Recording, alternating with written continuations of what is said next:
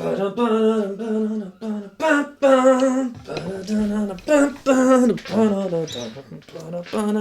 just going to have that as the intro.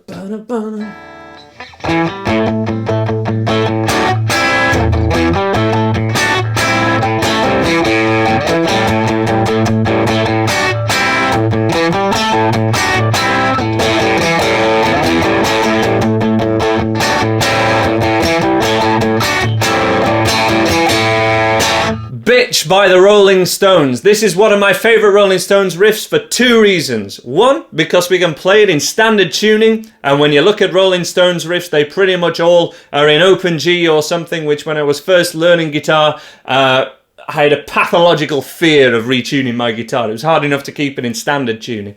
But also with the way that I'm primarily a rhythm guitar player, okay? That's what I love more than anything, the kind of Malcolm Young style rhythm guitar. And with this, with the right hand's just pretty much can strum like the middle four strings at all times. All the time when we're playing this.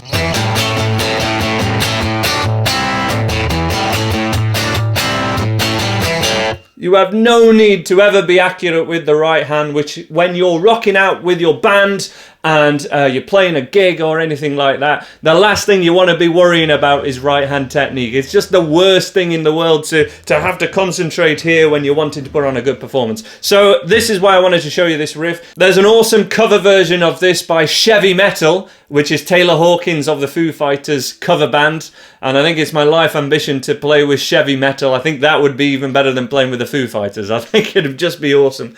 But yeah, let's have a look at this riff.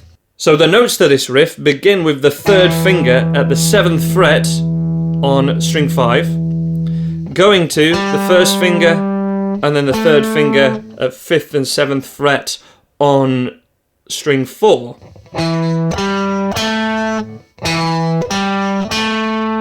However, that is not how we play it. Those are the notes, and if you look at the tab, which I will link to either in the description or on my website where this lesson's embedded, it would tell you to just play string 5, then string 4, you know, at those frets, but that is not how we play it. So we can enable your right hand to basically keep strumming, you know, more than one string at a time. We need to employ left hand muting, which is the thing that enables us to get away with this right hand strumming technique that I'll be covering in this lesson. It's like the epitome of rhythm guitar. Unless we do this muting with the left hand, it sounds horrendous, and tab will not show you how to do this. So this is so important, guys. Make sure you're doing this kind of thing in so much of your rhythm playing for a similar kind of riff. And what we're doing, even when we play this first note, which would just be picking string 5 at the 7th fret, we're going to mute string 6 with your thumb, and we're going to have your first finger over the thinnest 4 strings, so that we can essentially do this. I'm strumming there, all 6 strings, but only one is ringing out. That's the important technique. It will carry on to be the same when we hit string 4 at the 5th fret. And here we're going to still keep the thumb over the top, but mute the string 5 with your first finger and have your first finger muting here. So I'll talk about that a little bit more when we've covered more of the notes and show you how important that is. But so far we've gone 7, 5, 7. And the next few notes go between the third finger and first finger on just string 4. That's the riff. Twice on the 7th fret, and then that pattern will repeat. So 7, 7, 5, or the third finger and first finger. Third finger first, third finger first, third finger first, and then it's just one of each. 1, 2, 3, 1, 2, 3, 1, 2. 1, 2, 3, 1, 2, 3. 1, 2, bam, bam. Okay, so we've got this. That's what I've showed you how to do already.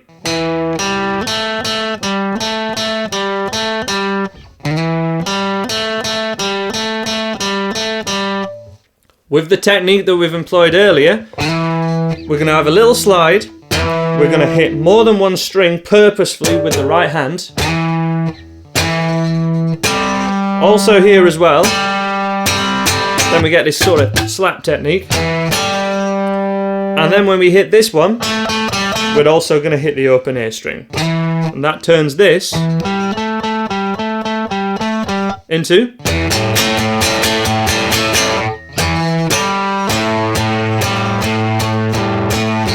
which is how we rock it up and how it sounds great.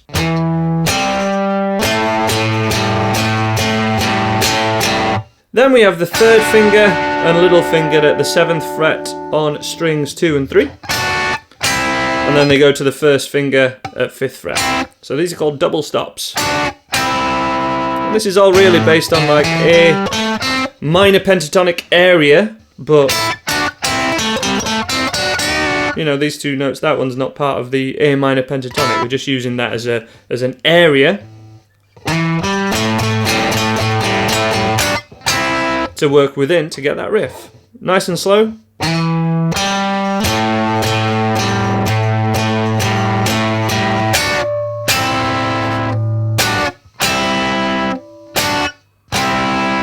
Again, employing muting of the string 4 so I can hit it,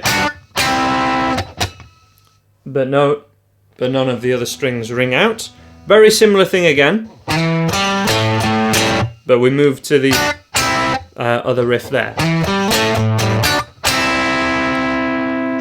So the first half of the riff, second half, same thing but shorter. Now when we have that same thing, the same kind of riff and finger motions happening, but it's different, this pattern's slightly different. I started this video by kind of singing this riff, but that cannot be underestimated how important it is that you can kind of sing a riff in your mind and then find it. It's just a lot easier to learn. So we have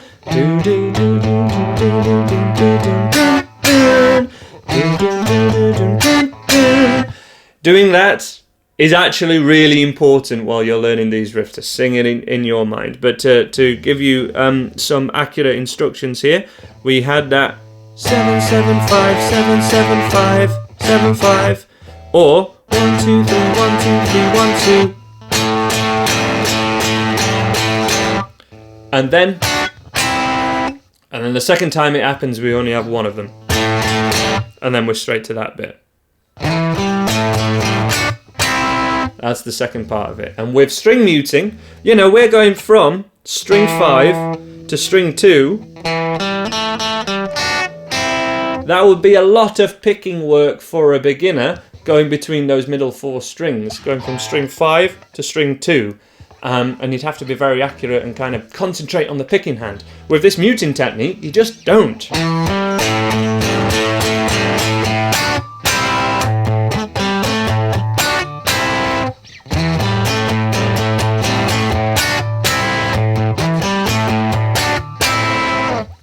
And we'll cover a little bit more about that in a second, but to finish the riff, it's like the opposite to how we started the riff. 7 on 4th string to 5 to 7.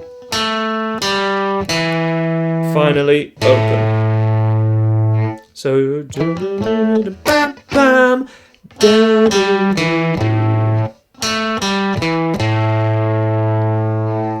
and what that means is our first finger is always playing string fret 5, and third finger is always playing fret 7. And because we're not moving left or right in this riff, we're not moving up and down the neck, you can play this up to speed pretty easily, as I say, even as a beginner.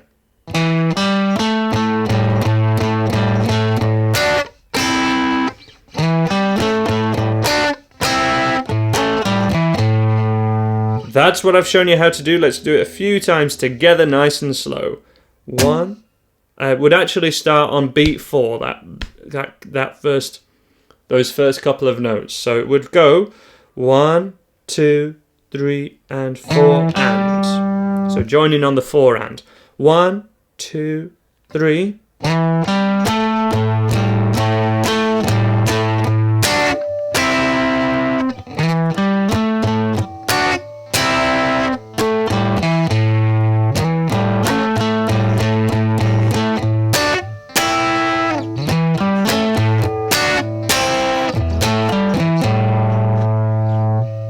And here's the most powerful teaching point that I'd like to communicate to you guys here. You can play that entire riff while doing the strumming pattern that is at level 2 of my beginner's course, the blue book over there, which is just 8 strumming, 1 and 2 and 3 and 4 and, if you do the muting correctly. So all I'm going to strum now with my right hand as an exercise is all 6 strings like this. I'm going to do that on purpose, and it would sound terrible and will sound terrible without this muting technique. Let me see if I can do it.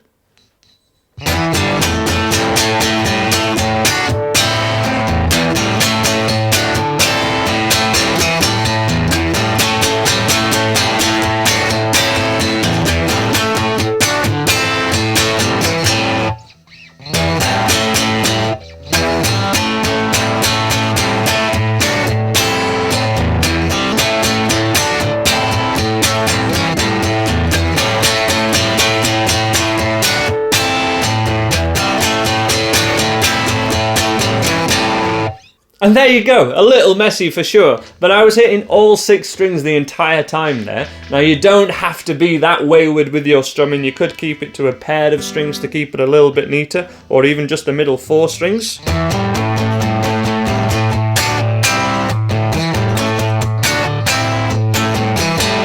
And I'm adding the sliding in to give it a little bit of coolness to it, you know, at the start.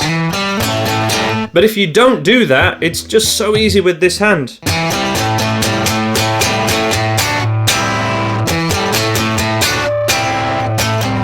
It's just constantly kind of doing this. And that first finger's pretty still, it's just that third finger, you know, that's moving around the neck in that, all along that 7th fret. So handy. Just some ideas for you guys to be thinking about. Let's have a look at the chorus. We then change to a D chord. And the chorus is D, 2, 3, 4, D, 2, 3, 4, G, and an A, D, B, and E. And then we're back to,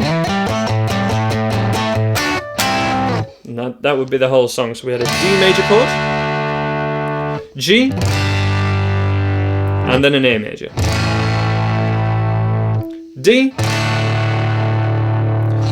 either a B chord, but you know, to keep this appropriate for everyone so that everyone can do this, work on the B7 and then E. That would be the first thing. Just strumming on the beat. 1, 2, 3, 4, D, 2, 3, 4, D, 2, 3, 4, G, and A, D, B7, there it is, and E.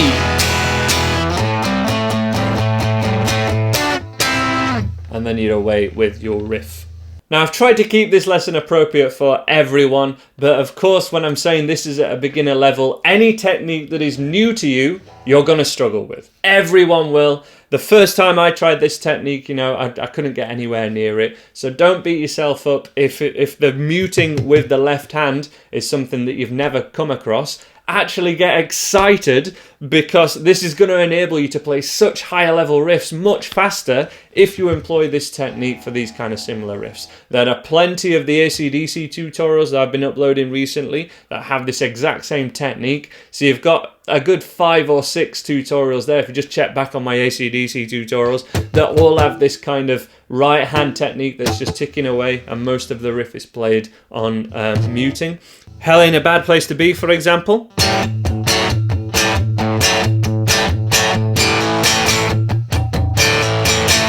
That's a perfect example. There are many more on my Andy Guitar YouTube channel, which I'd appreciate it if you subscribe to and check out more of my free tutorials on YouTube. Thank you so much for watching, guys. Bye for now.